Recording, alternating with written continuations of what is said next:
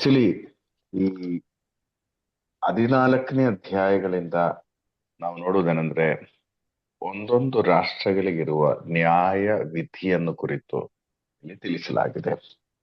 ಅಸೀರಿಯಾ ರಾಜ್ಯಕ್ಕೆದ್ರೆ ಮತ್ತೆ ಅದರ ಮುಂದೆ ಬಾಬಿಲೋನ್ ರಾಜ್ಯಕ್ಕೆ ಎದುರೆ ವಿರುದ್ಧವಾಗಿ, ನಂತರ ಫಿಲಿಸ್ತಿಯರಿಗೆ ವಿರುದ್ಧವಾಗಿ, ಈಗ ಮೊವಾಬ್ಯರಿಗೆ ವಿರುದ್ಧವಾಗಿ 15, 16 ಅಧ್ಯಾಯಗಳು ಮೊವಾಬ್ಯರಿಗೆ ವಿರುದ್ಧವಾಗಿರುವ ನ್ಯಾಯ ವಿಧಿಯನ್ನು ಆ ನ್ಯಾಯ ವಿಧಿಯನ್ನು ಕುರಿತು ಇಲ್ಲಿ ತಿಳಿಸಲಾಗಿದೆ. 15, 16 ಅಧ್ಯಾಯಗಳು. ಮೊವಾಬ್ಯರು ಯಾರು? ನಾನು ಲಾಸ್ಟ್ ವಾರದಲ್ಲಿ ಇರ್ಲಿಲ್ಲ, ಸೊ ನಿಮ್ಗೆ ಗೊತ್ತಿರುತ್ತೆ ಸತ್ಯ. ಸರ್, ಮೊವಾಬ್ಯರು ಯಾರು?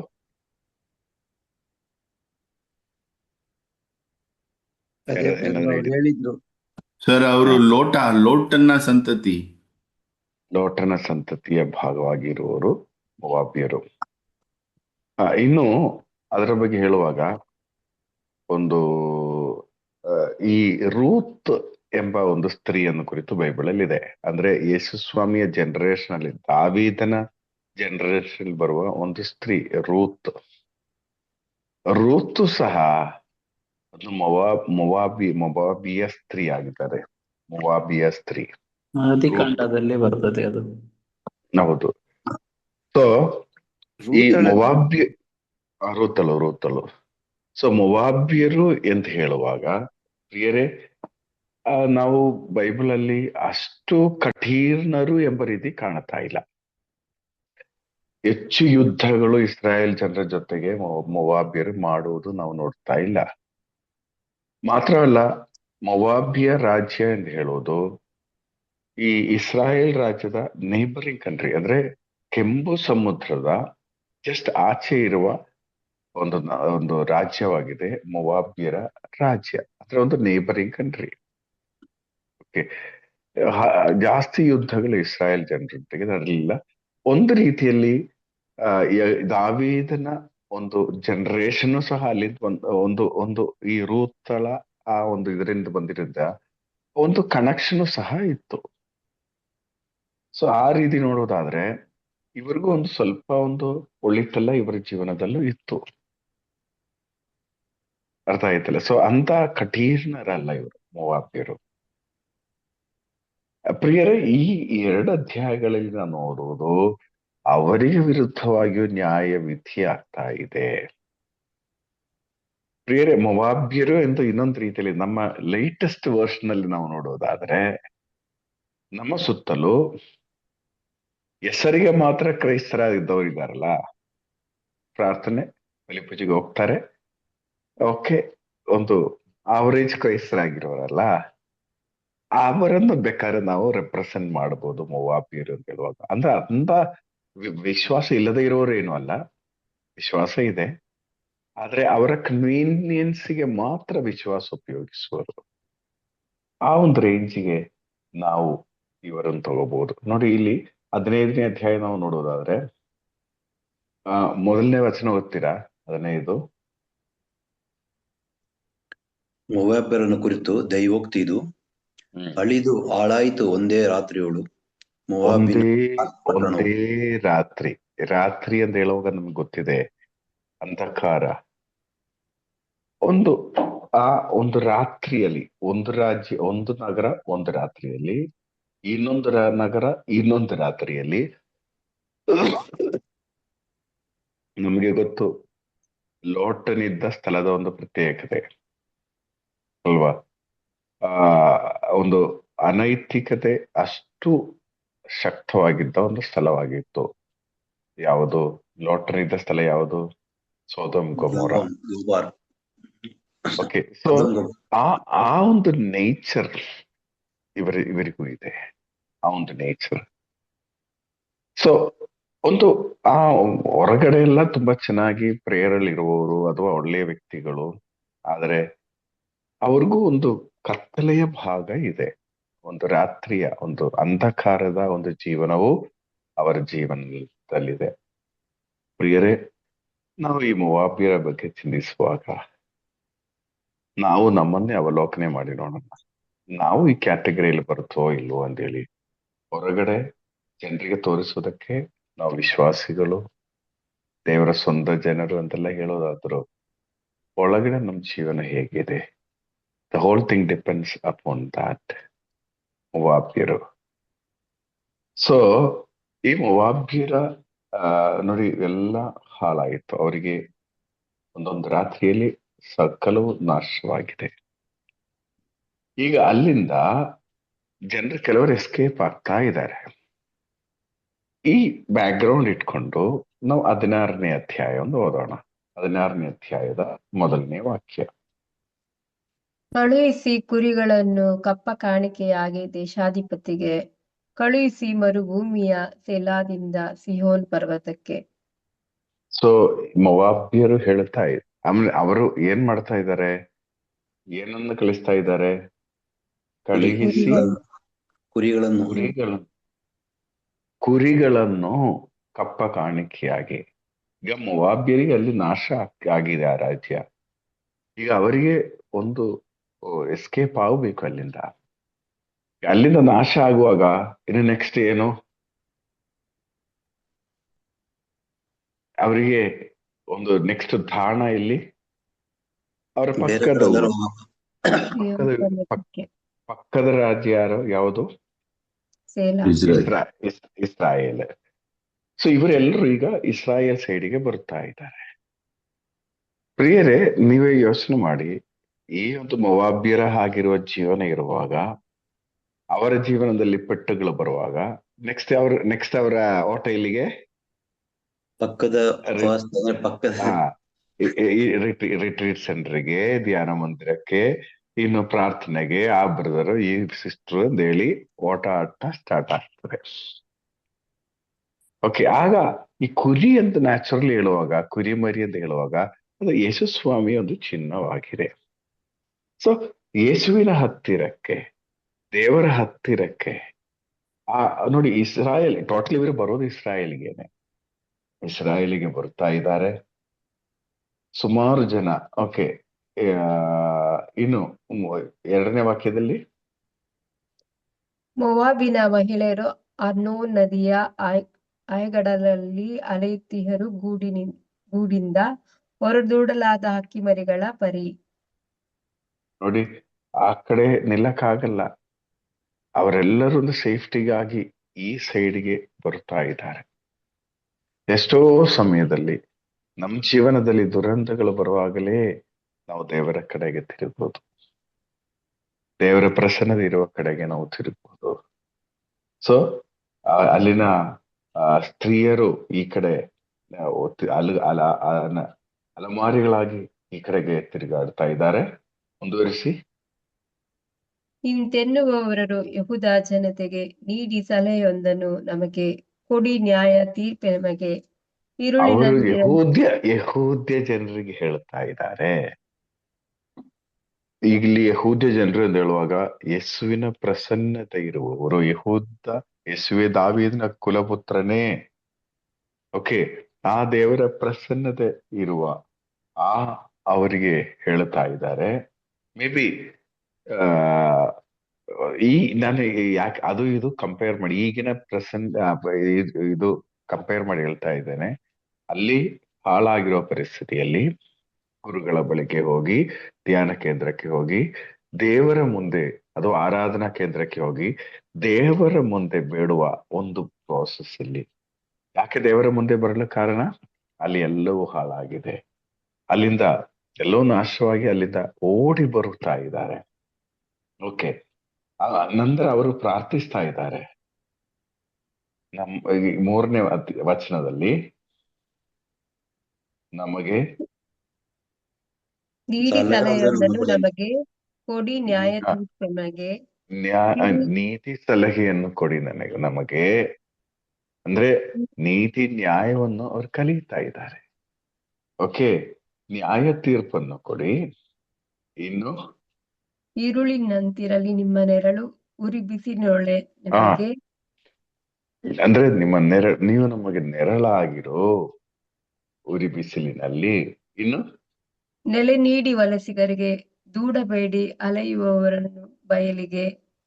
ಆಕ್ಚುಲಿ ಇವರು ಪ್ರಾಕ್ಟಿಕಲ್ ಆಗಿ ಥಿಂಕ್ ಮಾಡುವಾಗ ಒಂದು ಪ್ರಾರ್ಥನೆಯಲ್ಲಿದ್ದ ವ್ಯಕ್ತಿಗಳು ಅವರು ದೇವರನ್ನು ಬಿಟ್ಟು ಅವರದೇ ಆಗಿರುವ ಜೀವನವನ್ನು ನಡೆಸಿ ನಂತರ ಒಂದು ಆರಾಧನಾ ಕೇಂದ್ರಕ್ಕೆ ಬಂದು ಅವರು ಪ್ರಾರ್ಥನೆ ಮಾಡುವ ರೀತಿ ಜಸ್ಟ್ ಇದೇನೆ. ಈಗ ನಾವು ಆರಾಧನಾ ಕೇಂದ್ರಕ್ಕೆ ಹೋಗಿ ಪ್ರಾರ್ಥನೆ ಮಾಡುವಾಗ ಈ ಪ್ರಾರ್ಥನೆಗಳೇ ನಾವು ಆಡುವುದು. ಸ್ವಾಮಿ, ನಮ್ಗೆ ನ್ಯಾಯ ನೀತಿಯನ್ನು ಕೊಡಿ, ನಮ್ಗೆ ಸಂರಕ್ಷಣೆಯನ್ನು ಕೊಡಿ ಸ್ವಾಮಿ, ನಮ್ಮನ್ನು ಕೈ ಬಿಡಬೇಡಿ ಸ್ವಾಮಿ. ಈ ರೀತಿ ನಾವು ಪ್ರಾರ್ಥನೆ ಮಾಡುವ ಒಂದು ಕಾರ್ಯ. ಇನ್ನು ಮುಂದುವರಿಸಿ ಓದಿ. ನೆಲೆ ನೀಡಿ ಮೋಹಾಬ್ ನಾಡಿನಿಂದ ವಲಸೆ ಬಂದಿಯ ನಮಗೆ ವಿನಾಶಕರಿಗೆ ವಶವಾಗದಂತೆ. ಬಂದಿದ್ದೇವೆ ಸ್ವಾಮಿ, ನಮ್ಮ ಹಳೆಯ ಜೀವನ ಈ ರೀತಿ ಇದೆ. ನಾವು ಹೀಗಿದ್ದೆ, ನಿಮ್ಮ ಅನುಭವವನ್ನು ಪಡೆದವರು, ನಿಮ್ಮ ಅದ್ಭುತ ಕಾರ್ಯಗಳನ್ನು ಕಂಡವರು. ಆದ್ರೆ ನಾವು ನಿಮ್ಮಿಂದ ದೂರ ಹೋದೆ. ಈಗ ನಾವು ಬಂದಿದ್ದೇವೆ ಸ್ವಾಮಿ, ನಮ್ಮನ್ನು ನೀವು ತಳ್ಳಿ ಬಿಡಬೇಡಿ. ಇನ್ನು ಮುಂದುವರಿಸಿ. ವಿನಾಶಕರಿಗೆ ವಶವಾಗದಂತೆ ಆಶ್ರಯ ನೀಡಿ ನಮಗೆ ನಾಡಿನಿಂದ.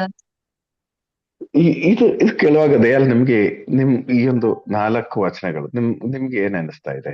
ನನಗೆ ಹೇಳಿದ ಈ ಒಂದು ಪಾಯಿಂಟ್ ಪ್ರಯುಕ್ತ ನಿಮ್ಗೆ ಏನರ್ಥ ಆಗ್ತಾ ಇದೆ? ಬ್ರದರ್, ಆಕ್ಚುಲಿ ಅವರು ಈಗ ಅಲ್ಲಿ ಮೋವಾಬ್ಯರು ಅಲ್ಲಿ ಒಂಥರ ಕುಸಿದು ಹೋದಂತ ಪರಿಸ್ಥಿತಿ ಬ್ರದರ್. ಏನೋ ಒಂದು ಆಶ್ರಯ ಬೇಕು. ಈಗ ಅವತ್ತು ಆ ಕುರುಬರು ಕುರಿ ದೂತರ ಸೈನ್ ಸಿಕ್ಕಿ ಹೇಗೆ ಗೋದ್ಲಿಗೆ ಬಂದ್ರು ಪ್ರಭುವನ್ ನೋಡ್ಲಿಕ್ಕೆ, ಬಹುಶಃ ಇಸ್ರಾಯೇಲ್ಗೆ ಅವರು ಒಂದು ಆಶ್ರಯವನ್ನ ಹುಡ್ಕೊಂಡು ಹೋಗ್ತಾ ಇದ್ದಾರ. ಹೌದು ಹೌದು. ಅವಾಗ ಅಲ್ಲಿ ಹೇಳಿ. ಅಲ್ಲ, ನೀವ್ ಹೇಳಿ, ಕಂಟಿನ್ಯೂ ಮಾಡಿ. ಅದೇ ಬಹುಶಃ ಆತರ ಒಂದು ಆಶ್ರಯನ ಹುಡ್ಕೊಂಡು, ಯಾಕಂದ್ರೆ ಅಲ್ಲಿ ಈಗಾಗ್ಲೇ ಅವ್ರು ಕುಸಿದು ಹೋಗಿದೆ, ಅವ್ರ ಜೀವನ ಹಾಳಾಗಿದೆ, ಎಲ್ಲರೂ ಅವ್ರನ್ನ ದೂಷಿಸುವಂತ ಪರಿಸ್ಥಿತಿ. ಇಂಥ ಪರಿಸ್ಥಿತಿಯಲ್ಲಿ ಅವ್ರು ಇಸ್ರೇಲ್ಗೆ ಹೋದ್ರೆ ಅವ್ರಿಗೆ ಏನಾದ್ರು ಒಂದು ನೆಮ್ಮದಿ ಸಿಗ್ತದ, ಸಂತೋಷ ಸಿಗ್ತದ? ಆ ಒಂದು ಇದ್ರಲ್ಲಿ ಅವರು ಪ್ಲಾನ್ ಮಾಡ್ತಾ ಇದ್ದಾರೆ. ಓಕೆ, ಅಂದ್ರೆ ಅವರು ಇದೇ ಸೇಮ್ ಮೇ ಬಿ ಒಂದು 4000 ವರ್ಷಗಳ ಹಿಂದೆ ಇದ್ದ ಒಂದು ಸಿಚುವೇಶನ್ ಏಷಯ ಪ್ರವಾದಿ ಹೇಳುವಾಗ. ಆದ್ರೆ ಈಗಿನ ಒಂದು ಕಾರ್ಯಕ್ಕೆ ಹೋಲಿಸುವಾಗ ಕೆಜೆ ಸರ್, ಈಗಿನ ಒಂದು ಪರಿಸ್ಥಿತಿಗೆ ಈ ಒಂದು ಪಾಯಿಂಟ್ ಹೋಲಿಸುವಾಗ ಹೇಗೆ ಇರ್ತದೆ?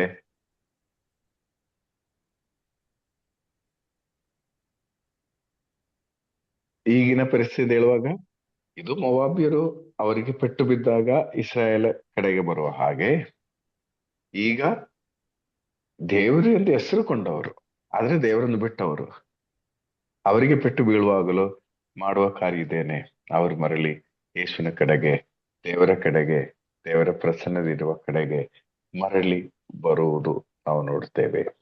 ಪ್ರೀಸ್ ದ ಲಾರ್ಡ್. ಇನ್ನು ಮುಂದುವರಿಸುತ್ತದೆ 5ನೇ ವಚನ. ಸ್ಥಾಪಿತವಾಗುವುದಾಗ ಅಚಲ ಒಲವಿನ ಸಿಂಹಾಸನವು ಅದನ್ನಲಂಕರಿಸುವನು. ಪ್ರಾಮಾಣಿಕಾದ ದಾವೀದ ವಂಶಜನು ದೊರಕಿಸುವನಾತ ನ್ಯಾಯ ನೀತಿಯನ್ನು ಶೀಘ್ರದಲ್ಲೇ ನೆರವೇರಿಸುವನು. ಸರಿ ಕಂಡದನ್ನು. ಓಕೆ, ಈ ಅಧ್ಯಾಯದ ಅತಿ ಮುಖ್ಯವಾದ ವಚನವಾಗಿದೆ 5ನೇ ವಚನ. ಈ 5ನೇ ವಚನ ಏನ್ ಹೇಳ್ತಾ ಇದೆ ಮಚ್ಚಡ ಬ್ರದರ್? ಈ 5ನೇ ವಚನ ಏನ್ ಹೇಳ್ತಾ ಇದೆ? 5ನೇ ವಚನವು ಆಕ್ಚುಲಿ ಕರುಣೆಯನ್ನು ತೋರಿಸುತ್ತದೆ. ಕರುಣೆಯಲ್ಲಿ ಸಿಂಹಾಸನವನ್ನು ಸ್ಥಾಪಿಸಲಾಗುವುದು. ಬಹುಶಃ ದರಿದ್ರ ಮೊಬ್ಬರಿಗೆ ತೋರಿಸಲಾದ ಕರುಣೆಯು ಅಂತಿಮವಾಗಿ ದಾವಿದನ ಮನೆಯ ವೈಭವಕ್ಕೆ ಮರಳುತ್ತದೆ ಎಂದು ಅರ್ಥವಾಗ್ತದೆ. ಓಕೆ ಓಕೆ, ಆಕ್ಚುಲಿ ಹೇಳೋದಾದ್ರೆ ದಾವೀದನ ಗುಡಾರದ ಆ ಸಿಂಹಾಸನದಲ್ಲಿ ಆಸೀನದಾದವರು ಆಕ್ಚುಲಿ ಯೇಸುಸ್ವಾಮಿಯನ್ನು ಇಂಡೈರೆಕ್ಟ್ ಆಗಿ ಇಲ್ಲಿ ತಿಳಿಸ್ತಾ ಇದ್ದಾರೆ. ಅವ್ರು ಏನ್ ಮಾಡ್ತಾರೆ? ದೇವರ ಕೃಪೆ ಮೆಸ್ಸಿಯನ ಪ್ರಕಟವಾಗ್ತಾ ಇದೆ ಅಲ್ಲಿ. ದೇವರ ಕೃಪೆಯ ಪ್ರಕಟ ರೂಪವಾಗಿದೆ ಯೇಸುಸ್ವಾಮಿ. ಓಕೆ, ಸೊ ಕಾರುಣ್ಯದೊಂದಿಗೆ ಸಿಂಹಾಸನ ಸ್ಥಾಪಿಸಲ್ಪಡುತ್ತದೆ. ಸ್ಥಾಪಿಸಲ್ಪಡುವ ಸಿಂಹಾಸನ ಆ ಯೇಸುಸ್ವಾಮಿಯ ಆ ಒಂದು ಪ್ರಸನ್ನತೆ. ಸೊ ಪ್ರಿಯರೇ, 5ನೇ ಅಧ್ಯಾಯದಲ್ಲಿ ಯೇಸುವಿನ ಬರುವಿಕೆ. ಸೊ ಇವರು ಪ್ರಾರ್ಥಿಸ್ತಾ ಇದ್ದಾರೆ, ಈ ಒಂದು ಪ್ರಸನ್ನತೆಡೆಗೆ ಕರುಣೆಯೊಂದಿಗೆ ಯೇಸು ಸ್ವಾಮಿ ಬರುತ್ತಾ ಇದ್ದಾರೆ. ಇದು ಬೇಕಾದ್ರೆ ಯೇಸುವಿನ ಬರುವಿಕೆಯನ್ನು ಕುರಿತು ನಾವು ಹೇಳಬಹುದು, ಅಥವಾ ಯೇಸುವಿನ 2ನೇ ಬರುವಿಕೆಯಲ್ಲಿ 1000 ವರ್ಷದ ಆ ಒಂದು ರೂಲ್ ಇದೆಯಲ್ಲ ಅದರ ಬಗ್ಗೆ ಹೇಳಬಹುದು. ಆದ್ರೆ ಒಂದು, ಯಾರು ಇಂಥವರು ಒಂದಿಲ್ಲ, ಬರೀ ಇಸ್ರಾಯೇಲರು ಒಂದಿಲ್ಲ, ಇವನ್ ಮೊವಾಬ್ಯರು ಪ್ರಾರ್ಥಿಸಿದರು. ಏನಾಗ್ತದೆ? ದೇವರ ಪ್ರಸನ್ನತೆ ಅಲ್ಲಿಗೆ ಇಳಿದು ಬರುತ್ತದೆ. Praise Lord. ಬೇರೆ ಶಶಿಕಲಾ ಸಿಸ್ಟರ್ ಇಲ್ಲಿದ್ದೀರಾ ಅದು ವೆಳಗಣಿಲಿದ್ದೀರಾ? ಇಲ್ಲೇ ಇದ್ದಾರೆ. ಮೈಸೂರು. ಮೈಸೂರಲ್ಲಿದ್ದಾರೆ. ಟ್ರೈನ್ ಅಲ್ಲಿ ಇದ್ದೀನಿ ಬ್ರದರ್. ಟ್ರೈನ್ ಅಲ್ಲಿ ಇದ್ದೀರಾ ವೆಳಗಣ್ಣಿಗೆ? ಇಲ್ಲ ಇಲ್ಲ, Okay. ಮೈಸೂರು ಬಂದು okay okay okay okay. So ಈ 5 ಅಧ್ಯಾಯಗಳು ಪ್ರಿಯರೇ ತುಂಬಾ ಮುಖ್ಯವಾದ 5 ಅಧ್ಯಾಯಗಳು, ಅಲ್ಲ 5 ವಚನಗಳು. ಮೊದಲು ವಚನ, 2ನೇ ವಚನ ಅವರ ಜೀವನದಲ್ಲಿ ಬಂದ ಪೆಟ್ಟುಗಳು, 3ನೇ ವಚನ ಅವರು ದೇವರ ಬಳಿಗೆ ಹೋಗಿ ಪ್ರಾರ್ಥನೆ ಮಾಡುವುದು ಬೇಡುವುದು, 3-4 ವಚನಗಳು. 5ನೇ ವಚನದಲ್ಲಿ ನಾವು ನೋಡುವುದೇನೆಂದ್ರೆ ದೇವರ ಪ್ರಸನ್ನತೆ ಅಲ್ಲಿಗೆ ಇಳಿದು ಬರುತ್ತಾ ಇದೆ. ದಾವೀದನ ಕುಲಪುತ್ರನು ಸಿಂಹಾಸನ ರೂಢನಾಗುತ್ತಾ ಇದ್ದಾರೆ. ಅವರಿಗೆ ನಿಜವಾಗಿಯೂ ಅದು ಆ ಹುಡುಕಿ ಬಂದವರಿಗೆ ಅನುಗ್ರಹಕ್ಕೆ ಕಾರಣವಾಗಿರುತ್ತದೆ. ಅಂದ್ರೆ ಇದರಲ್ಲಿ ಒಂದು, ಇಂಥವರಿಗೆ ಮಾತ್ರನೇ ಅನುಗ್ರಹ ಎಂದಿಲ್ಲ, ಇಂಥವರು ಪ್ರಾರ್ಥಿಸಿದ್ರೆ ಮಾತ್ರನೇ ದೇವರ ಪ್ರಸನ್ನತೆ ಎಂದಿಲ್ಲ. ಯಾರು ಪ್ರಾರ್ಥಿಸಿದರೂ ದೇವರ ಕೃಪೆ ಲಭಿಸುತ್ತದೆ. ಇದು ಯಹೂದ್ಯ ಎಂಬ ಆ ಒಂದು ಕನ್ಸೆಪ್ಟ್ ಬೇಕಾದ್ರೆ ಒಂದು ಚರ್ಚ್ ಎಂಬ ಕನ್ಸೆಪ್ಟಿಗೆ ನಾವು ಈ ಮಾಡರ್ನ್ ಯುಗದಲ್ಲಿ ತರಬಹುದು. ಇನ್ಸ್ಟೆಡ್ ಆಫ್ ಯಹೂದ್ಯರು ಇಸ್ರಾಯೇಲ್ ಎಂಬುದಕ್ಕಿಂತ ಬದಲು ಅಂದ್ರೆ ಚರ್ಚಿಗೆ ಇಂಥವರು ಎಂದಿಲ್ಲ, ನೀವು ಯಾರು ಹೋಗಿ ಪ್ರಾರ್ಥಿಸಿದರೂ ಅಲ್ಲಿ ದೇವರ ಕೃಪೆ ಇಳಿದು ಬರುತ್ತದೆ. ಇನ್ನು 6ರಿಂದ ಇರುವ ವಚನಗಳಲ್ಲಿ ಏನಂದ್ರೆ ಇವರಿಗೆ ಈ ಒಂದು ಪೆಟ್ಟು ಬರಲು ಕಾರಣ ಏನು ಎಂದು ನಾವು ನೋಡ್ತಾ ಇದ್ದೀವಿ. ನನ್ನ ಪ್ರಕಾರ 1ರಿಂದ 5 ವಚನವರೆಗೆ ಕ್ಲಿಯರ್ ಆಗಿದೆ ನನಗೆ ಅನಿಸ್ತಾ ಇದೆ. KG ಸರ್ ವಚನದಲ್ಲಿ ಬ್ರದರ್ ತುಂಬಾ ಒಂದು ಆಶೀರ್ವಾದದ ಸುರಿಮಳೆ ಅನ್ನುವಂಥದ್ದೊಂದು ಪ್ರಕಟವಾಗ್ತಾ ಇದೆ ಅಲ್ಲಿ. ಮೆಸ್ಸಿಯನ ಬರುವಿಕೆಯಿಂದ ಪ್ರತಿಯೊಬ್ಬರಿಗೊಂದು ಉತ್ತಮವಾದ ಒಂದು ಆಶೀರ್ವಾದ ಭಾಗ, ಕೃಪೆ ಪ್ರಕಟವಾಗ್ತಾ ಇದೆ ಅನ್ನುವಂಥದ್ದು ಅಂದ್ರೆ ಇವರಷ್ಟು ಅಲಮಾರಿಗಳಾಗಿ ಬಂದ್ಬಿಟ್ಟಿದ್ದಾರೆ. ಅಷ್ಟು ದೇವರ ಆ ಒಂದು ಪ್ರಸನ್ನದಲ್ಲಿ ಬಂದು ಹತ್ತುಗೋಳಾಡ್ತಾ ಇದ್ದಾರೆ. ಸೊ ಈ ಒಂದು ಅವಸ್ಥೆಯಲ್ಲಿ ದೇವರು ಉತ್ತರವನ್ನು ಕೊಡುವರು ಎಂಬುದು ತುಂಬಾ ಕ್ಲಿಯರ್. ದೇವರು ತಮ್ಮ ಆಶೀರ್ವಾದಗಳನ್ನು ಸುರಿಸುವರು ಎಂಬುದು ತುಂಬಾ ಕ್ಲಿಯರ್ ಆಗಿ ಈ 5 ವಚನಗಳಲ್ಲಿ ದೇವರು ನಮಗೆ ಕೊಡ್ತಾ ಇದ್ದಾರೆ. ಇನ್ನು 6ನೇ ವಚನದಿಂದ ನಾವು ಓಡುವಾಗ ಈ ಒಂದು ಸಮಸ್ಯೆಗೆ ಕಾರಣ ಏನು, ಇವರ ಮೊವಾಬ್ಯರ ಇಷ್ಟೊಂದು ಬಿದ್ದು ಹೋಗಕ್ಕೆ, ಕುಸಿದು ಹೋಗಕ್ಕೆ ಕಾರಣ ಏನು ಎಂದು 6ನೇ ವಚನದಿಂದ ಓದುವಾಗ ಕಾಣಬಹುದು. ಓದ್ತೀರಾ? ಯೋಧ ಜನತೆಗೆ ಕಳ್ವೆಯವರಿಗೆ ನಮ್ಮ ಕಿವಿಗೆ ಬಿದ್ದಿದೆ, ಮೊವಾಬ್ಯರ ಮದ ತಿಳಿದೆ ನಮಗೆ. ಮೊವಾಬ್ಯರ ಅಂದ್ರೆ ಅಹಂಕಾರ ಅಲ್ವಾ? ನಮಗೆ ತಿಳಿದಿದೆ ಅವರ ದುರಹಂಕಾರ, ಅವರ ಒಣ ಡಾಂಬಾರಿಕ ಗರ್ವೋದ್ರೇಕ. ಸೊ ಕ್ಲಿಯರ್ ಆಗಿದೆ. ಇವರ ಜೀವನದಲ್ಲಿ ಈ ದುರಂತಗಳು ಬರೋಣ ಕಾರಣ ಏನು? ಅವರ ಅಹಂಕಾರ, ಡಂಪಾಚಾರ, ಇದು ಮುಖ್ಯವಾಗಿ ಇದಕ್ಕೆ ಕಾರಣ ಆಗ್ತದೆ. ಓಕೆ, ಈ ವಚನ ಹೇಳ್ತಾ ಇದು ಜ್ಞಾನೋಕ್ತಿಯಲ್ಲಿ 16ನೇ ಅಧ್ಯಾಯ ತಗೊಂಡ್ರೆ, ನಿನ್ನೆನೂ ನಾವು ನೋಡಿದೀವಿ ಈ ದಾವೀದನಲ್ಲಿ ಇಲ್ಲದೆ ಇರುವ ಗುಣಗಳು ಯಾವುದು, ದಾವೀದನಲ್ಲಿ ಇರುವ ಗುಣಗಳು ಯಾವುದು. ಓಕೆ, ನಿನ್ನೆ ಅದ್ರ ಮುಖ್ಯವಾಗಿ ಇಲ್ಲದೆ ಇರುವುದು ಅಹಂಕಾರ ಎಂಬ ರೀತಿಯಲ್ಲಿ ನಾವು ನೋಡ್ತಾ ಇದ್ದೀವಿ. ಇಲ್ಲೂ ಸಹ ಹೇಳ್ತಾ ಇದೆ, ಮೊವಾಬ್ಯರು ಬಿದ್ದು ಹೋಗಲು ಕಾರಣ ಅವರ ಅಹಂಕಾರವೇ ಸರಿ. ಇದು ಜ್ಞಾನೋಕ್ತಿ 16 6ನೇ ವಚನ, 5ನೇ ವಚನ. ಗರ್ವಿಷ್ಠನ ಯಾರೇ ಆಗಿರಲಿ ಅವನು ಸರ್ವೇಶ್ವರನಿಗೆ ಅಸಹ್ಯ. ಅವನ ಗರ್ವಿಷ್ಠನು ಯಾರೇ ಆಗಿರಲಿ ಅವನು ಸರ್ವೇಶ್ವರನಿಗೆ ಸಹ್ಯ. ಅಸಹ್ಯ. ಗರ್ವಿಷ್ಠನು ಯಾರೇ ಆಗಿರಲಿ, ಯಾರೇ ಆಗಿರಲಿ ಅಂತ ಹೇಳುವಾಗ ಅರ್ಥ ಏನು ದಯಾಲ್? ನಾನು ಆಗಿದ್ರು ಪರವಾಗಿ, ನಾನಾದ್ರೂ ಅದೇ ಅವಸ್ಥೆ ಅಂತ. ನಾನಾದ್ರೂ ಅದೇ ಅವಸ್ಥೆ ಅಂತ, ನಾನ್ ಗರ್ವ ಪಟ್ರು ಅದೇ ಅವಸ್ಥೆ, ಅಸಹ್ಯ ಆಗ್ತೀನಿ ದೇವರಿಗೆ ಅಂತ. ಈವನ್ ಸ್ವಂತ ಮಗನಾದರೂ ಅಷ್ಟೇ, ಸ್ವಂತದವರಾದರೂ ಅಷ್ಟೇ, ಗರ್ವಿಷ್ಠರು ಎಂದು ಹೇಳುದು. ಅದನ್ನ ನಾವು ನಿನ್ನೆ ಲೂಸಿಫರ್ದು ಹೇಳಿದೀವಿ. ದೇವರ ಅಂದ್ರೆ ಅಷ್ಟು ಗಲೆಯನ ಹಾಗಿದ್ದವನು. ಈ ಒಂದು ಗರ್ವ ಬಂದ ತಕ್ಷಣ ಅದೇ ಅಲ್ಲ. ಅದೇ ಸಮುವೇಲನ ಮಕ್ಕಳು ನೋಡಿ, ಅಂತ ಪ್ರವಾದಿ, ಅವನ ಮಕ್ಕಳನ್ನು ಸಹ ನೋಡಿ ಅವರು ಕೊಲೆ ಆಗ್ತಾರೆ ಅಲ್ಲ. ಅದ್ರ ಅರ್ಥ ಅದು ಯಾರೇ ಆಗ್ಲಿ, ಪ್ರವಾದಿ ಬೋಧನೆ ಮಾಡುವಾಗ ನನ್ನ ಕುಟುಂಬ ಬಿಟ್ಟು ಅಂತ ಹೇಳೋದಿಲ್ಲ. ಬಹುಶಃ ಆ ಒಂದು ಉದ್ದೇಶ. ಸೊ ಯಾರೇ ಆದ್ರೂ ಗರ್ವಿಷ್ಠರು ಎಂದು ಹೇಳುವಾಗ ಅವರಿಗೆ ಸರ್ವೇಶ್ವರನೇ ಅಸಹ್ಯ. ಅದೇ ಅಧ್ಯಾಯದ 18ನೇ ವಾಕ್ಯ ಓದಿ.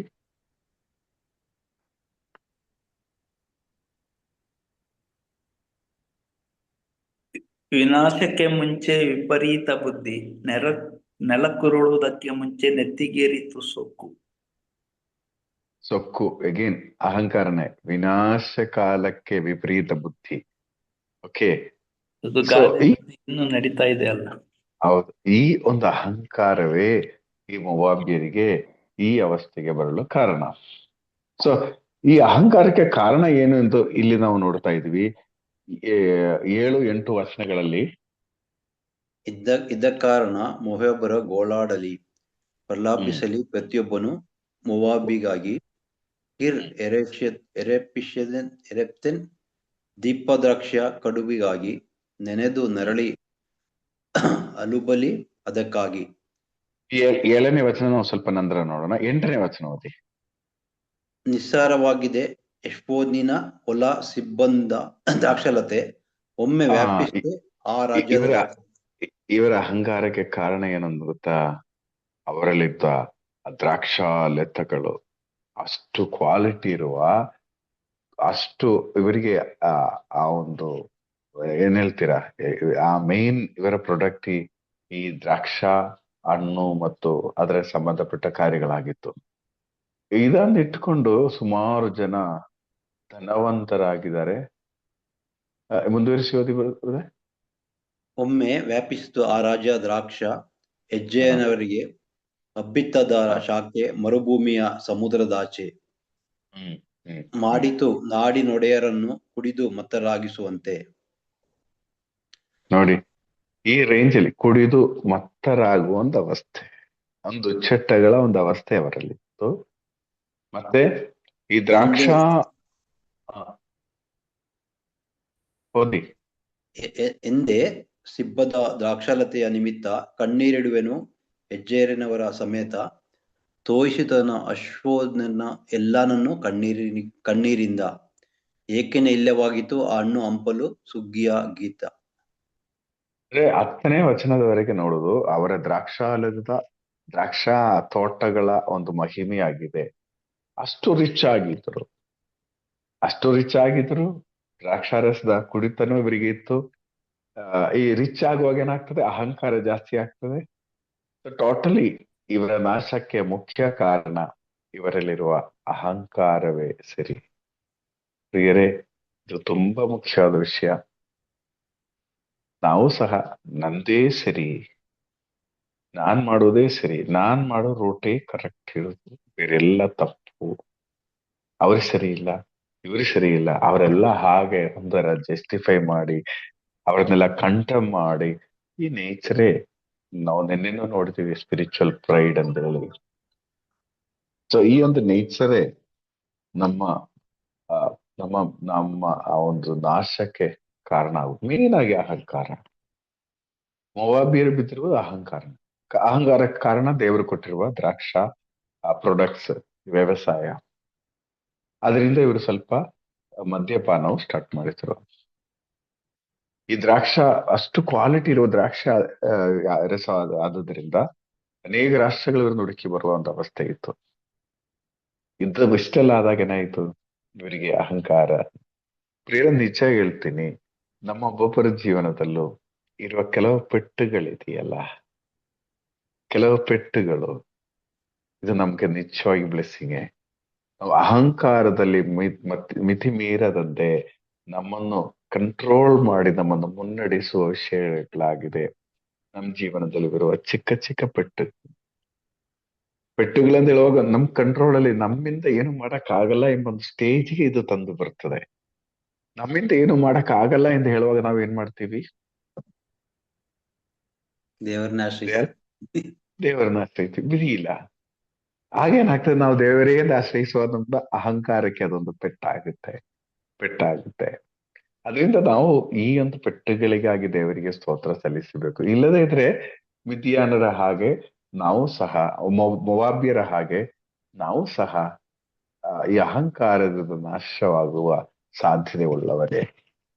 ಮೇ ಬಿ ನಮ್ಗೆ ದ್ರಾಕ್ಷಾರಸ ಇರ್ಲಿಲ್ಲ, ನಮಗೆ ಬೇರೆ ಏನಾದ್ರೂ ಅನುಗ್ರಹಗಳಿರುತ್ತದೆ ಅಹಂಕಾರ ಮಾಡಕ್ಕೆ.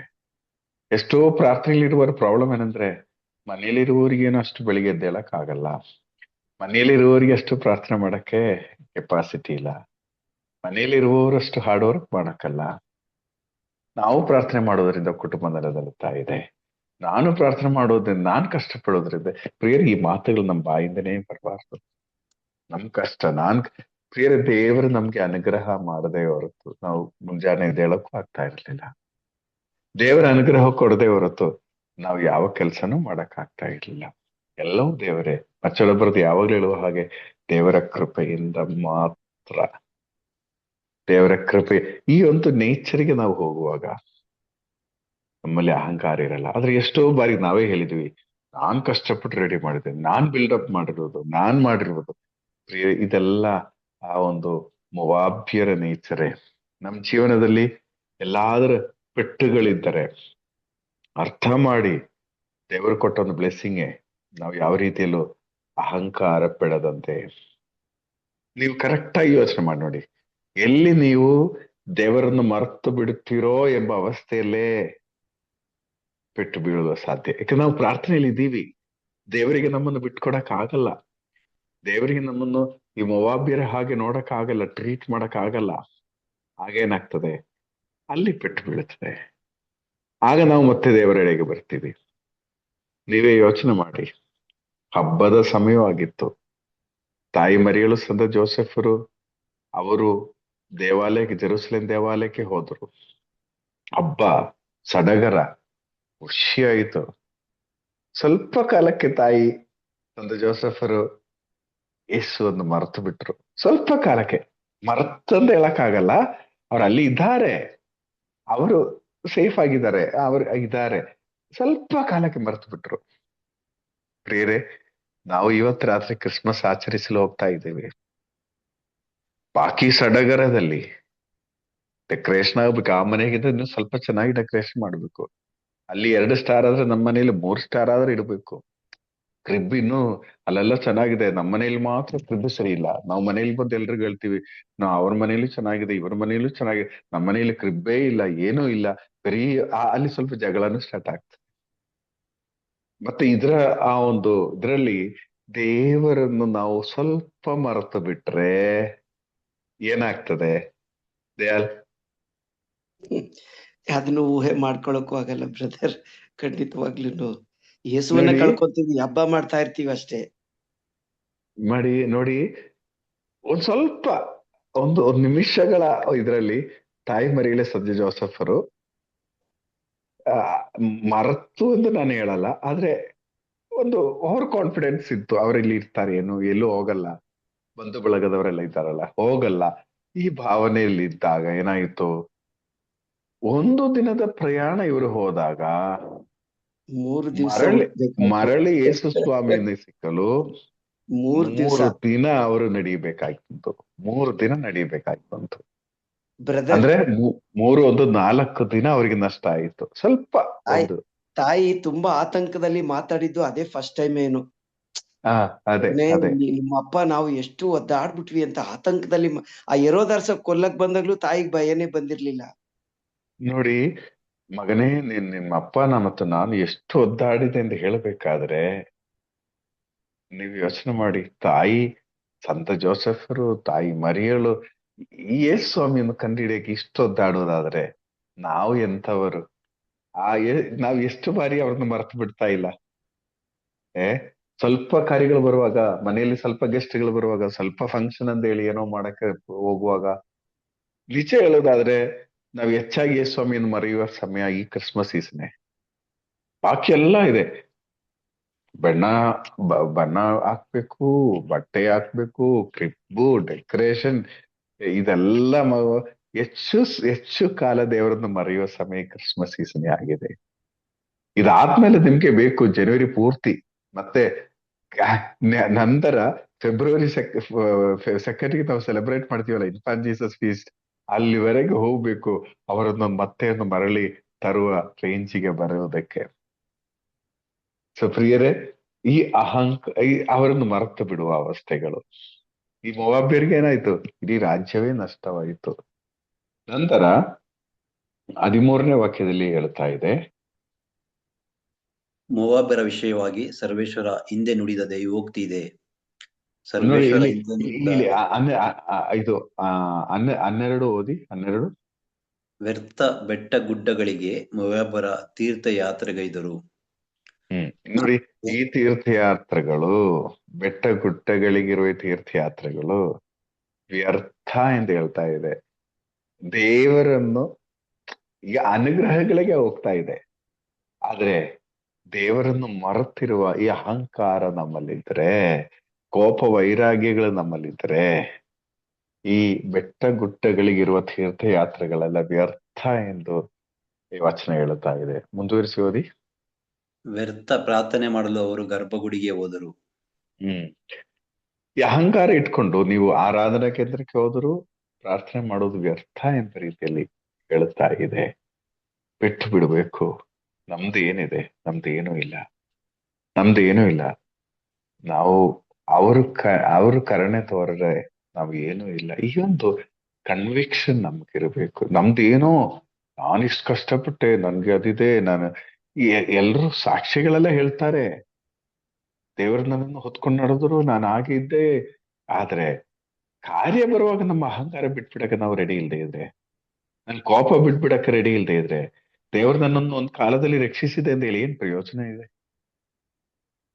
ಪ್ರಿಯರೇ, ನಮ್ಮ ಈ ಒಂದು ಆಟಿಟ್ಯೂಡ್ ಬೇರೆಯವರಿಗೆ ಒಂದು ಸುಳ್ಳು ಸಾಕ್ಷಿ ಆಗುವ ಸಾಧ್ಯತೆ. ಅಯ್ಯೋ ಅವರೇನಾ ಬೇಡಪ್ಪ ಅಂತ ಹೇಳುವ ರೇಂಜಿಗೆ, ಪ್ರೇಯರ್ ಇಲ್ಲದೆ ಇದ್ರು ಪರವಾಗಿಲ್ಲ, ಇಂಥವ್ರು ನಮ್ಗೆ ಬೇಡ ಅಂತ ಹೇಳುವ ಆ ರೇಂಜಲ್ಲಿ ನಾವು ಆಗಿದ್ದರೆ, ಪ್ರಿಯರೇ, ನಾವು ಚೇಂಜ್ ಆಗಲೇಬೇಕು. ದೇವರು ನಮ್ಮನ್ನು ಕರೆದಿದ್ದಾರೆ. ಕರೆಯದೇ ಇದ್ರೆ ನಾವು ಈ ಮುಂಜಾನೆಗೆ ಬರಕ್ಕಾಗಲ್ಲ. ಆದ್ರೆ ನಮ್ಮಲ್ಲಿ ಇದೆಯಾ ಒಂದು ಇಂಟೀರಿಯರ್ ಸ್ಪಿರಿಚುವಲ್ ಪ್ರೌಡ್ನೆಸ್ ಇದೆಯಾ?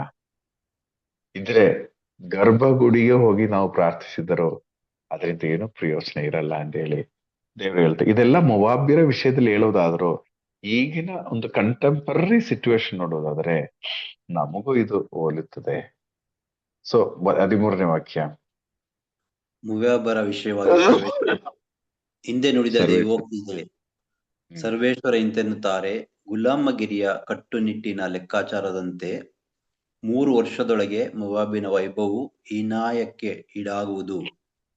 ಇವರೆಷ್ಟು ಬೆಟ್ಟ ಗುಡ್ಡಗಳಿಗೆ ಹೋದರೂ ವಚನ ಹೇಳ್ತಾ ಇದೆ 3 ವರ್ಷ, ಕೃತ್ಯವಾಗಿ 3 ವರ್ಷನೇ ಈ ವೈಭವ ಇರುವುದು ಅಂತ ಹೇಳಿ. ಪ್ರಿಯರೇ, ಯಾವಾಗ ನಾವು ಅಹಂಕಾರ ಪಡ್ತೀವೋ ಏನಾಗ್ತದೆ? ನಮ್ಗಿರುವ ವೈಭವ ನಷ್ಟವಾಗ್ತದೆ. ಅದು ಕಾಂಪ್ರಮೈಸ್ ಮಾಡಕ್ ನೀವ್ ಎಷ್ಟೇ ಲವ್ ಆಫರಿಂಗ್ ಕೊಟ್ಟರು ಪ್ರಯೋಜನ ಆಗಲ್ಲ.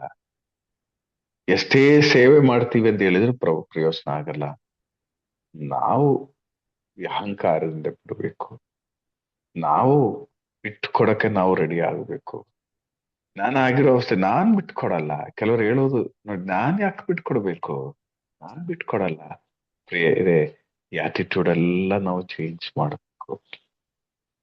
ಈ ಆಟಿಟ್ಯೂಡ್ ಎಲ್ಲ ಚೇಂಜ್ ಮಾಡಿ ನಾವು ದೇವರ ಪ್ರಸನ್ನತೆಡೆಗೆ ಬರುವಾಗ ಖಂಡಿತವಾಗಿಯೂ ದೇವರು ನಮ್ಮನ್ನು ಸಂರಕ್ಷಿಸುವರು. 3 ವರ್ಷವಲ್ಲ, 300 ವರ್ಷವಲ್ಲ, ಅನಾದಿವರೆಗೆ ದೇವರು ನಮ್ಮನ್ನು ಸಂರಕ್ಷಿಸುವರು.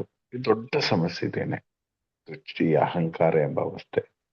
ಪ್ರಿಯರೇ, ಇದಕ್ಕಾಗಿ ದೇವರಲ್ಲಿ ನಾವು ಬೇಡೋಣ, ಸ್ವಾಮಿ ಕೃಪೆ ಕೊಡಿ, ಅಹಂಕಾರದಿಂದ ಬಿಟ್ಟು ನಿಲ್ಲುವಂತೆ, ಆಧ್ಯಾತ್ಮಿಕ ಅಹಂಕಾರದಿಂದ ಪೂರ್ಣವಾಗಿ ಬಿಟ್ಟು ನಿಲ್ಲುವಂತೆ ನಮ್ಮನ್ನು ಆಶೀರ್ವದಿಸಿ ಎಂದು ನಾವು ಪ್ರಾರ್ಥಿಸೋಣ. ಪ್ರಿಯರೇ, ನಿಜ ಹೇಳುವುದಾದ್ರೆ ಆ ಕಾಯನನ್ನು ಅಬೇಲನನ್ನು ಕೊಲ್ಲಲು ಕಾರಣ ಒಂಥರ ಒಂದು ಸ್ಪಿರಿಚುವಲ್ ಪ್ರೌಡ್ನೆಸ್. ನಾನು ಅಣ್ಣನಾಗುವಾಗ ಯಾಕೆ ನನ್ನ ತಮ್ಮ ಈ ಒಂದು ಅಹಂಕಾರ, ನಾನು ಅದು ಎಲ್ಲಿವರೆಗೂ ಆಯ್ತು, ತಮ್ಮನನ್ನು ಕೊಲ್ಲುವ ರೇಂಜ್ಗೆ ಆಯಿತು, ಇವನಿಗೂ ಶಾಪಕ್ಕೆ ಕಾರಣ ಆಯಿತು. ಅದರಿಂದ ನಾವು ಕೇರ್ಫುಲ್ ಆಗಿರೋಣ. ನಾವು ಜೀವನದಲ್ಲಿ ಅಹಂಕಾರ ಇಲ್ಲದೆ ಇರುವ ಒಂದು ಅವಸ್ಥೆ ನಮಗೆ ತರುವಂತೆ ನಾವು ಪ್ರಯತ್ನ ಪಡೋಣ. ಅಹಂಕಾರ ಪಡಲು ನಮ್ಗೆ ಏನೂ ಇಲ್ಲ. ಮಾನವರು ನಾವು ನೆನ್ನೆ ನೋಡ್ತೀವಿ, 2-3 ದಿನದಲ್ಲಿ ನಾವು ಯಾರಾಗೋರು ನಶಿಸಿ ಹೋಗುವ ಒಳಗಳಿಗೆ ಊದಿ ಆ ರೇಂಜಿಗೆ ಬರುವವರು. ನಮ್ಗೆ ಅಹಂಕಾರ ಪಡೋದು ತಾಳ್ಮೆಯಿಂದ ಇರೋಣ. Praise Lord. ಕೆಜೆ ಸರ್, ನಾನು ಮ್ಯಾಕ್ಸಿಮಮ್ ಟ್ರೈ ಮಾಡಿದ್ದೇನೆ. Sir praise Lord. ಎಲ್ಲ ನೀವೇ ಎಕ್ಸ್ಪ್ಲೈನ್ ಮಾಡ್ಬಿಟ್ಟಿದ್ದೀರಿ, ಏನು ಉಳಿದಿಲ್ಲ ಅಲ್ಲಿ. ಕರೆಕ್ಟ್ ಆಗಿ ಎಲ್ಲ ಎಕ್ಸ್ಪ್ಲೈನ್ ಮಾಡಿ ಇವತ್ತಿಗೆ ಸಂದೇಶ ಏನು ಅದನ್ನು ಅದ್ರ ಮೂಲಕ ಕೊಟ್ಬಿಟ್ಟಿದ್ದೀರಿ. ಅದ್ ನೀವೇ ಹೇಳ್ದಾಗೆ 15-16 2 ಕನೆಕ್ಟೆಡ್ ಚಾಪ್ಟರ್ಗಳೇ. ಮೊವಾಬರಿಗೆ ಬರಲಿರುವ ದಂಡನೆ, ತೀರ್ಪಿನ ಬಗ್ಗೆ 15ನೇ ಚಾಪ್ಟರ್ ಹೇಳಿದ್ರೆ, ಮೊವಾಬರ ದುರ್ಗತಿ, ಈ ದಂಡನೆ ಬಂದಾಗ ಅವರ ಸ್ಥಿತಿ ಹೇಗಿರ್ತದೆ ಅನ್ನೋದು 16ನೇ ಚಾಪ್ಟರ್. ಸೊ ಇಲ್ಲಿ ಕಳುಹಿಸಿ ಕುರಿಗಳನ್ನು ಕಪ್ಪ ಕಾಣಿಕೆಯಾಗಿ ದೇಶಾಧಿಪತಿಗೆ, ಅಂದ್ರೆ ಹಿಂದೆ ಈ ಮೊವಾಬರು ಇಸ್ರಾಯೇಲರಿಗೆ ಕಪ್ಪ ಕಾಣಿಕೆಯನ್ನ ಕೊಡ್ತಾ ಇದ್ರು. ಕಪ್ಪ ಕಾಣಿಕೆ ಅಂದ್ರೆ ಅದು ಕುರಿಗಳು, ತೆರಿಗೆ. ಸೊ ಕುರಿಗಳ ರೂಪದಲ್ಲಿ ಅವ್ರು ಕೊಡ್ತಾ ಇದ್ರು. ಬಟ್ ಈಗ ಏನಾಗಿದೆ, ಅವರ ಸ್ಥಿತಿ ದುರ್ಗತಿಗೆ ಬಂದಿದೆ. ಮೊವಾಬರ ಸ್ಥಿತಿ, ನೀವ್ ಹೇಳ್ದಾಗೆ ಮೊವಾಬರ ತಪ್ಪು ಏನು, ಯಾಕೆ ದೇವರ ದಂಡನೆ ಅವ್ರ ಮೇಲೆ ಬಂತು ಅಂದ್ರೆ, ಈ ಮೊವಾಬರು ಗರ್ವಿಗಳಾದ್ರು, ತಮ್ಮ ಸಮೃದ್ಧಿ ಬಗ್ಗೆ ಅವ್ರಿಗೆ ತುಂಬಾ ಹೆಮ್ಮೆ ಇತ್ತು, ಗರ್ವಿಗಳಾದ್ರು, ಅಹಂಕಾರಿಗಳಾದ್ರು. ಎರಡನೇದಾಗಿ ಅವರು ದೇವರನ್ನ ತಿರಸ್ಕರಿಸಿದ್ರು. ಮೂರನೇದಾಗಿ ಇಸ್ರಾಯೇಲರಿಗೆ ತೊಂದರೆ ಕೊಡ್ತಾ ಇದ್ರು. ಈ 3 ಕಾರಣಕ್ಕಾಗಿ ದೇವರು ಅವ್ರ ಮೇಲೆ ದಂಡನೆಯನ್ನ ತರ್ತಾರೆ. ಒಂದು ಕಾಲದಲ್ಲಿ ಇಸ್ರಾಯೇಲರು ಇವರ ಸಹಾಯವನ್ನ ಬೇಡುವ ಸ್ಥಿತಿಯಲ್ಲಿದ್ರು. ಈಜಿಪ್ಟಿನಿಂದ ಹೊರಟು ಬಂದಾಗ, ಆ ಮೊವಾಬರ ನಾಡಿಗೆ ಬಂದಾಗ ಅವರು ಸಹಾಯ ಮಾಡಲಿಲ್ಲ. ಸಹಾಯ ಮಾಡೋ ಸ್ಥಿತಿಯಲ್ಲಿ ಇದ್ರು ಇಸ್ರಾಯೇಲ್ಗೆ ಸಹಾಯ ಮಾಡಲಿಲ್ಲ. ಆದ್ರೂ ದೇವರು ಅವ್ರಿಗೆ ಮೊವಾಬರಿಗೆ ತೊಂದರೆ ಕೊಡಬೇಡಿ, ಯಾರನ್ನೂ ನೀವು ಅವ್ರನ್ನ ನಾಶ ಮಾಡಬಾರ್ದು, ಅವರನ್ನ ರಕ್ಷಣೆ ಮಾಡಬೇಕು, ಯಾಕಂದ್ರೆ ಅದು ಲೋಟನ ಸಂತತಿ ಅಂತ ಹೇಳಿ ದೇವರು ಇಸ್ರಾಯೇಲರಿಗೆ ಎಚ್ಚರಿಕೆ ಕೊಡ್ತಾರೆ. ಒಂದು ಕಾಲದಲ್ಲಿ ಆ ಒಂದು ಸ್ಥಿತಿಯಲ್ಲಿದ್ದಂಥವರು ಇವಾಗ ಏನಾಗಿದೆ, ಅವರೇ ಸಹಾಯಕ್ಕಾಗಿ ಬೇಡ್ಕೊಳ್ಳುವ ಪರಿಸ್ಥಿತಿಗೆ ಬಂದಿದ್ದಾರೆ. ಈಗ ನಮ್ಮ ಇಂಡಿಯಾ ಮತ್ತೆ ಬಾಂಗ್ಲಾದೇಶ ಸ್ಥಿತಿ ಇದ್ದಾಗೆ, ಬಾಂಗ್ಲಾದೇಶದಲ್ಲಿ ಏನೇನು ನಡೆದ್ರು ಅಲ್ಲಿಂದ ಓಡ್ ಬಂದ್ಬಿಡ್ತಾರೆ ಇಂಡಿಯಾದಲ್ಲಿ ಆಶ್ರಯ ಪಡ್ಕೊಳ್ಳಿಕ್ಕೆ. ಇವನ್ ಅವ್ರ ಪ್ರೈಮ್ ಮಿನಿಸ್ಟ್ರೇ ಓಡ್ ಬಂದಿದ್ದು ಇಂಡಿಯಾಗೆ. ಸೊ ಇಂಥ ಒಂದು ಪರಿಸ್ಥಿತಿ ಯಾವಾಗ ಮೊವಾಬರ ಮೇಲೆ ದೇವರ ದಂಡನೆ ಬರ್ತದೆ, ಒಂದೊಂದೇ ರಾತ್ರಿಯಲ್ಲಿ ಪಟ್ಟಣಗಳು ಹಾಳಾಗ್ತದೆ. ಹಾಗೆಲ್ಲ ಅವರು ಇಸ್ರಾಯೇಲ್ ಕಡೆ ಮುಖ ಮಾಡ್ತಾರೆ, ಇಸ್ರಾಯೇಲ್ ಕಡೆ ಅಂಗಲಾಚಿಸ್ತಾರೆ. ಸೊ ಇಲ್ಲೂ ಕೂಡ 2ನೇ ವಚನದಲ್ಲಿ ಅದೇ, ಮೊವಾಬರ ಮಹಿಳೆಯರು ಅರ್ನೋನ್ ನದಿಯ ಹಾಯಿಗಳಲ್ಲಿ ಅಲೆಯುತ್ತಿಹರು, ಗೂಡಿನಿಂದ ಹೊರದೂಡದ ಅಕ್ಕಿ ಮರಿಗಳ ಅಂತೆ. ಸೊ ಆಗ ಅವ್ರು ಕೇಳ್ತಾರೆ, ನೀಡಿ ಸಲಹೆಯೊಂದನ್ನು ನಮಗೆ ಕೊಡಿ, ನ್ಯಾಯ ತೀರ್ಪು ನಮಗೆ. ಇಸ್ರಾಯೇಲರನ್ನ ಬೇಡ್ಕೊಳ್ತಾ ಇದ್ದಾರೆ, ಇಂಥ ಪರಿಸ್ಥಿತಿಯಲ್ಲಿ ನಾವಿದ್ದೀವಿ, ನಮಗೆ ಸಹಾಯ ಮಾಡಿ. ನೋಡಿ, ಒಂದು ಕಾಲದಲ್ಲಿ ಯಾರೆಲ್ಲ ಸಹಾಯ ಮಾಡುವ ಸ್ಥಿತಿಯಲ್ಲಿ ಇದ್ರೋ ಅಂಥವ್ರು ಇವಾಗ ಬೇಡುವ ಸ್ಥಿತಿಗೆ ಬಂದ್ಬಿಡ್ತಾರೆ. ಅದರಿಂದ ಮನುಷ್ಯನಿಗೆ ಅಹಂಕಾರ ಒಳ್ಳೆಯದಲ್ಲ ಅನ್ನೋದು. ಮೊನ್ನೆ ನಾನು ಒಂದು ವಿಡಿಯೋ ನೋಡ್ತಾ ಇದ್ದೆ. ಸಲೀಂ ದುರಾನಿ ಒಬ್ಬ ಫೇಮಸ್ ಕ್ರಿಕೆಟರ್, ಅವನ ಹೆಂಡತಿ ಹೆಸರು ಮರ್ತೋಯ್ತು ನನಗೆ, ಆಕೆ ಒಂದು ಏರ್ಲೈನ್ಸ್ ಅನ್ನ ನಡೆಸ್ತಾ ಇದ್ಲು. ಇವತ್ತು ಆಕೆ ಏನಾಗಿದ್ದಾಳೆ ಅಂದ್ರೆ ಮುಂಬೈನಲ್ಲಿ ಫುಟ್ಪಾತ್ ಅಲ್ಲಿ ಕೂತ್ಕೊಂಡು ಭಿಕ್ಷೆ ಬೇಡುವ ಸ್ಥಿತಿಗೆ ಬಂದಿದ್ದಾಳೆ. ತುಂಬಾ ಇಂಗ್ಲಿಷ್ ಚೆನ್ನಾಗಿ ಮಾತಾಡ್ತಾಳೆ. ದೊಡ್ಡ ಫ್ಯಾಮಿಲಿ ಇದ್ದ ಬಂದವರು, ದೊಡ್ಡ ಉದ್ಯೋಗದಲ್ಲಿ ಉದ್ಯಮಿಗಳಾಗಿದ್ದವರು ಈ ಹಂತಕ್ಕೆ ಬಂದಿದ್ದಾರೆ. ಕಾರಣ ಅವ್ರ ಸ್ಥಿತಿ ಕಾರಣ ಗೊತ್ತಿಲ್ಲ, ಆದ್ರೆ ಬಹುಶಃ ಅದು ಅವರ ಅಹಂಕಾರ ಇರ್ಬೋದು, ಅವರು ನಡ್ಕೊಳ್ತ ರೀತಿ ಇರ್ಬೋದು. ಯಾವುದು ಶಾಶ್ವತ ಅಲ್ಲ, ಮನುಷ್ಯನಿಗೆ ಯಾವುದು ಶಾಶ್ವತವಲ್ಲ. ಎಷ್ಟೇ ಹಣ ಆಸ್ತಿ ಸಂಪತ್ತು ಏನೇ ಇದ್ರೂ ಅದು ಶಾಶ್ವತ ಅಲ್ಲ. ಅದನ್ನ ಯಾವತ್ತೂ ನಾವು ದೇವರ ಆಶ್ರಯವನ್ನ ಬಿಡಬಾರದು. ದೇವರ ಆಶ್ರಯದಲ್ಲಿ ನಾವು ಜೀವಿಸ್ಬೇಕು ಅನ್ನೋದು ಈ ಮೋಹಬ್ಬರಿಂದ ನಮ್ಗೆ ಗೊತ್ತಾಗ್ತದೆ. ಓ, ಸಂಪತ್ತು ಗರ್ವ ವಿನಾಶಕ್ಕೆ ಕಾರಣ ಹಾಗೇ ಆಗ್ತದೆ. ಸಂಪತ್ತು ಬಂದ್ರೂ ಅದು ದೇವರ ಕಾಣಿಕೆ ಅಂತ ಹೇಳಿ ಅದನ್ನ ಎಲ್ಲರ ಜೊತೆ ಹಂಚ್ಕೊಂಡು ಜೀವಿಸೋದೇ ನಿಜವಾದ ಧರ್ಮ. ಆದ್ರೆ ದೇವರನ್ನ ಮರೆತು ಜೀವಿಸೋದು ಖಂಡಿತ ಅವನು ಸಂಕಷ್ಟದಲ್ಲಿ ಬೀಳ್ತಾರೆ. ಇವತ್ತಿನ ದೇಶಗಳನ್ನ ನಾವು ನೋಡುವಾಗ ಅನೇಕ ದೇಶಗಳಲ್ಲಿ, ಹೆಚ್ಚಿನ ದೇಶಗಳಲ್ಲಿ ಇವತ್ತು ದೇವರನ್ನ ಮರೆತು ಜೀವಿಸುವಂತ ಪರಿಸ್ಥಿತಿ. ಬೈಬಲ್ ಅನ್ನ ಬ್ಯಾನ್ ಮಾಡ್ತಾ ಇದ್ದಾರೆ, ಕ್ರೈಸ್ತರನ್ನ ತುಳಿದು ಹಾಕ್ತಾ ಇದ್ದಾರೆ. ಸುಡಾನ್ನಲ್ಲಿ ಕ್ರೈಸ್ತರನ್ನ ಮತ್ತೆ ಬಡವರನ್ನ ಯಾವ ರೀತಿ ಕೊಲ್ತಾ ಇದ್ದಾರೆ ಅಂದ್ರೆ, ಹಿಟ್ಲರ್ ಕಾಲದಲ್ಲಿ ಹೆಂಗ್ ನಡೀತಾ ಇತ್ತು ಅದೇ ತರ ಈಗ ನಡೀತಾ ಇದೆ. ಒಂದು ಟ್ಯಾಂಕ್ ಒಳಗೆ 1000 ಜನರನ್ನ ತುಂಬಿಸ್ಬಿಟ್ಟು ಅಲ್ಲಿ ಬೆಂಕಿ ಹಚ್ತಾರೆ. ಇದೆಲ್ಲ ವಿಡಿಯೋಗಳಲ್ಲಿ ಇದೆ. ಇದೆಲ್ಲ ನೋಡುವಾಗ ತುಂಬಾ ಅಂದ್ರೆ ಇವರೆಲ್ಲ ಹೇಗೆ ಜೀವಿಸ್ತಾ ಇದ್ದಾರೆ, ಇವತ್ತು ದೇವರನ್ನ ಮರೆತು ಜೀವಿಸ್ತಾ ಇದ್ದಾರೆ. ಇವರಿಗೆ ಯಾವ ರೀತಿಯಾದ ದಂಡನೆ ಇರಬಹುದು, ಯಾವಾಗ ದೇವರು ಇವ್ರ ಮೇಲೆ ಕ್ರಿಯೆ ಮಾಡ್ತಾರೆ ಅನ್ನೋ ಪ್ರಶ್ನೆಗಳು ಎದ್ದೇಳ್ತದೆ. ಅಂದ್ರೆ ಇವತ್ತು ರಾಷ್ಟ್ರಗಳು ಆ ರೀತಿ ಇದೆ. ಮತ್ತೆ ಇನ್ನೂ ಮುಂದಕ್ಕೆ ಯೋಚನೆ ಮಾಡಿದ್ರೆ ಈ ಎಲ್ಲ ಮುಂದುವರಿದ ರಾಷ್ಟ್ರಗಳು ಮತ್ತು ನಾಸಾ ಸೇರ್ಬಿಟ್ಟು ಒಂದು ಬ್ಲೂ ಬೀಮ್ ಥಿಯರಿ ಅಂತ ಒಂದು ಪ್ರಾಜೆಕ್ಟ್ ಮಾಡ್ತಾ ಇದ್ದಾರೆ. ಈ ಪ್ರಾಜೆಕ್ಟ್ ಪ್ರಕಾರ ಮುಂದೆ ಒಂದು ಸಾಫ್ಟ್ವೇರ್ ಕಂಡುಹಿಡಿತಾ ಇದ್ದಾರೆ. ಅದು ಮನುಷ್ಯನ ಮೆದುಳನ್ನ ನಿಯಂತ್ರಿಸ್ತದೆ. ನಮ್ಮ ಆಲೋಚನೆ, ನಮ್ಮ ವಿಶ್ವಾಸ, ನಮ್ಮ ನಂಬಿಕೆ ಇದನ್ನೆಲ್ಲವನ್ನು ನಿಯಂತ್ರಿಸುವಂತ ಒಂದು ಸಾಫ್ಟ್ವೇರ್ ರೆಡಿ ಮಾಡ್ತಾ ಇದ್ದಾರೆ. ಇದು ಎಲ್ಲೋಗಿ ತಲುಪ್ತದೆ ಗೊತ್ತಿಲ್ಲ, ಆದ್ರೆ ದೇವರು ಇದ್ದಾರೆ, ದೇವರು ಕ್ರಿಯೆ ಮಾಡ್ತಾರೆ.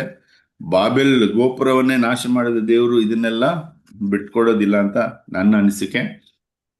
ಸೊ ಇದೆಲ್ಲ ಈ ಬ್ಲೂಮ್ ಥಿಯರಿ ಇದೆಲ್ಲ ಮಾಡಿ ಒಂದು ನ್ಯೂ ವರ್ಲ್ಡ್ ಆರ್ಡರ್ ತರಬೇಕು ಅನ್ನೋದು ಇವರ ಒಂದು ಗುರಿ. ಸೊ ಇದೆಲ್ಲ ನಡಿಬಾರ್ದು ಅಂತೇಳಿ, ಯಾಕಂದ್ರೆ ದೇವರ ಚಿತ್ತವೇ ಬೇರೆ ಇದೆ, ದೇವರ ಅನುಗ್ರಹವೇ ಬೇರೆ ಇದೆ, ದೇವರ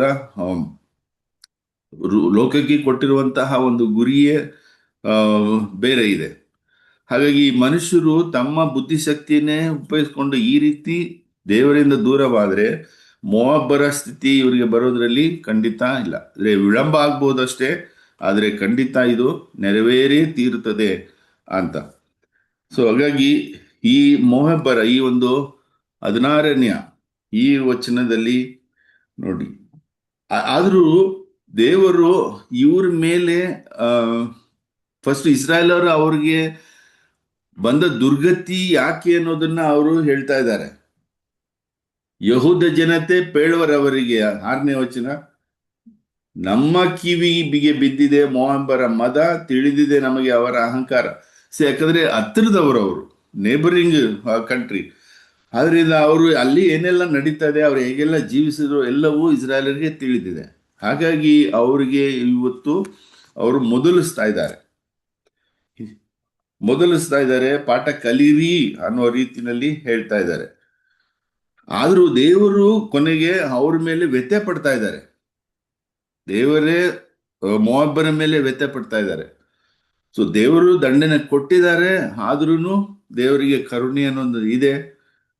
ಆ ದೇವರ ಈ ಒಂದು ಕರುಣೆ ಯಾವ ವ್ಯಕ್ತಿಯು ನಾಶ ಆಗಬಾರ್ದು ಅನ್ನೋದೇ ಮುಖ್ಯವಾದ ಉದ್ದೇಶ. ದಂಡನೆ ಕೊಡೋದು ಪರಿವರ್ತನೆಗಾಗಿ, ತಿದ್ದುವುದಕ್ಕಾಗಿ.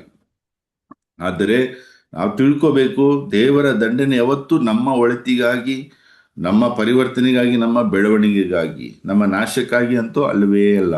ಇದು ನಮ್ಗೆ ಚೆನ್ನಾಗಿ ಗೊತ್ತಿದೆ. ಆದ್ದರಿಂದ ಇವತ್ತಿನ ಈ ಒಂದು ಕೀರ್ತನೆಯಲ್ಲಿ ಅವರು ಮೋಹಬ್ಬರ ಅನ್ಯ ಜನರಾದ್ರೂ ಅವರು ನಾಶ ಆಗ್ಬಾರ್ದು ಅನ್ನೋದೇ ದೇವರ ಒಂದು ಚಿತ್ತವಾಗಿತ್ತು. ಮತ್ತೆ 5ನೇ ವಚನ ಜಾಯ್ ಬ್ರದರ್ ಹೇಳಿದ್ರು ತುಂಬಾ ಇಂಪಾರ್ಟೆಂಟ್. ಯಾಕಂದ್ರೆ ಅಲ್ಲಿ ಯೇಸು ಸ್ವಾಮಿಯ ಬರುವಿಕೆಯನ್ನ ಅದು ತಿಳಿಸ್ತದೆ. ಯೇಸು ಸ್ವಾಮಿಯ ಒಂದು ಸಾಮ್ರಾಜ್ಯದ ಸ್ಥಾಪನೆಯನ್ನ ಅದು ತಿಳಿಸ್ತದೆ. ಕರುಣೆಯಿಂದ ಸಿಂಹಾಸನ ಸ್ಥಾಪಿತವಾಗುವುದು, ಶಾಂತಿಯ ಆಳ್ವಿಕೆಯಲ್ಲಿ ನೆಲೆಸುವುದು, ನ್ಯಾಯ ನೀತಿ ಶೀಘ್ರದಲ್ಲೇ ನೆರವೇರುವುದು, ಇದೆಲ್ಲ ದಾವೀದ ವಂಶನ ಆದರ್ಶ ರಾಜ್ಯನ ಅಂದ್ರೆ ಯೇಸು ಸ್ವಾಮಿಯ ಒಂದು ಆದರ್ಶ ಆಳ್ವಿಕೆ. ಸೊ ಇದೆಲ್ಲ ಯೇಸು ಕ್ರಿಸ್ತನಲ್ಲಿ ಪರಿಪೂರ್ಣಗೊಳ್ಳುವಂಥದ್ದು. ನಿಜವಾದ ಶಾಂತಿಯುತ ಆಳ್ವಿಕೆ ಯೇಸು ಸ್ವಾಮಿಯಲ್ಲಿ ಮಾತ್ರ ಪರಿಪೂರ್ಣಗೊಳ್ಳುತ್ತದೆ, ಯಾವ ವ್ಯಕ್ತಿಯಿಂದ ಅಲ್ಲ, ಯಾವ ರಾಜ್ಯನಿಂದಲೂ ಅಲ್ಲ. ಸೊ ಆದ್ರಿಂದ ಇವತ್ತು ನಾವು ಕ್ರಿಸ್ಮಸ್ ಹಬ್ಬವನ್ನು ಆಚರಿಸಲು ಹೋಗುವಾಗ ಯೇಸು ಸ್ವಾಮಿ ಬಂದಿದ್ದೇ ಅದು. ಈ ರಾಜ್ಯ ಸ್ಥಾಪನೆ ಮಾಡೋದು ಅಂದ್ರೆ ಪೊಲಿಟಿಕಲ್ ರಾಜ್ಯ ಅಲ್ಲ. ಯೇಸು ಸ್ವಾಮಿ ಹೇಳ್ತಾರೆ, ಇದು ನನ್ನ ರಾಜ್ಯ ಅಲ್ಲ, ನನ್ನ ರಾಜ್ಯ ಬೇರೆ ಇದೆ. ಅಂದ್ರೆ ಆತ್ಮಗಳನ್ನ ಆಳುವ ರಾಜ ಅವರು. ನಮ್ಮ ಆತ್ಮಗಳಲ್ಲಿ ಅವರನ್ನ ರಾಜರಾಗಿ ಪ್ರತಿಷ್ಠಾಪನೆ ಮಾಡಬೇಕು. ಆವಾಗಲೇ ಅವರು ನಮ್ಮನ್ನ ಶಾಂತಿಯುತವಾಗಿ ಆಳ್ಲಿಕ್ಕೆ ಸಾಧ್ಯವಾಗ್ತದೆ ಅನ್ನೋ ಪಾಠ ಇದರಿಂದ ನಮಗೆ ಗೊತ್ತಾಗ್ತದೆ. ಅಂದ್ರೆ ಮೋಬಿನ ಮೂಲಕ ಅತಿಯಾದ ಹೆಮ್ಮೆ ಬೇಡ, ಮತ್ತೆ ಸೆಲ್ಫ್ ರಿಲಯನ್ಸ್, ತಮ್ಮನ್ನೇ ಅವಲಂಬಿಸ್ಕೊಳ್ಳೋದು ಬೇಡ, ಸಂಪತ್ತಿನ ಮೇಲೆ ಭರವಸೆ ಇಟ್ಕೊಳ್ಳೋದು ಬೇಡ. ಅಂದ್ರೆ ಅದು ಯಾವುದು ಶಾಶ್ವತವಲ್ಲ. ಒಂದು ಕಾಲದಲ್ಲಿ ಈಗಿನ ಇರಾಕ್, ಆಗಿನ ಬ್ಯಾಬಿಲೋನ್ ನಗರವಾಗಿತ್ತು, ಎಷ್ಟೊಂದು ಸಮೃದ್ಧಿಯಿಂದ ಇತ್ತು. ಆದರೆ ಇವತ್ತು ನೋಡಿ ಎಲ್ಲ ಮರುಭೂಮಿಯಲ್ಲಿ, ಎಲ್ಲ ಮರುಭೂಮಿ ಎಲ್ಲ ಮರಳೆ. ಹಾಗಾಗಿ ಯಾವುದೂ ಶಾಶ್ವತ ಅಲ್ಲ ಈ ಲೋಕದಲ್ಲಿ. ದೇವರು ಯಾವಾಗ ಬೇಕು ಆವಾಗ ಕ್ರಿಯೆ ಮಾಡಬಹುದು, ಅದನ್ನ ಬದಲಾಯಿಸ್ಬೋದು. ಅದರಿಂದ ಬ್ರದರ್ ಹೇಳಿದ್ರು, ನಮಗೆ ಆತ್ಮಿಕ ಒಂದು ಗರ್ವತನ ಇರಬಾರ್ದು, ಆಧ್ಯಾತ್ಮಿಕ ಗರ್ವತನ ಇರಬಾರ್ದು. ಯಾಕಂದ್ರೆ ಅದು ನಮ್ಮನ್ನ ಸಂಪೂರ್ಣವಾಗಿ ನಾಶ ಮಾಡಿಬಿಡ್ತದೆ. ಆತ್ಮವೇ ನಷ್ಟಪಟ್ಟು ಹೋದ್ರೆ ಇನ್ನು ನಮಗೆ ಉಳಿದಿರೋದು ಏನೂ ಇಲ್ಲ.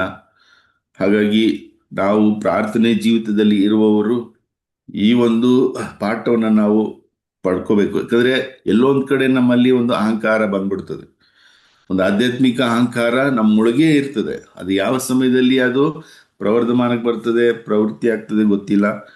ಹಾಗಾಗಿ ನಾವು ಬಹಳ ಎಚ್ಚರಿಕೆಯಿಂದ ಇರಬೇಕು ಅನ್ನೋ ಒಂದು ಸಂದೇಶವನ್ನ ಕೊಟ್ಟಿದ್ದಾರೆ.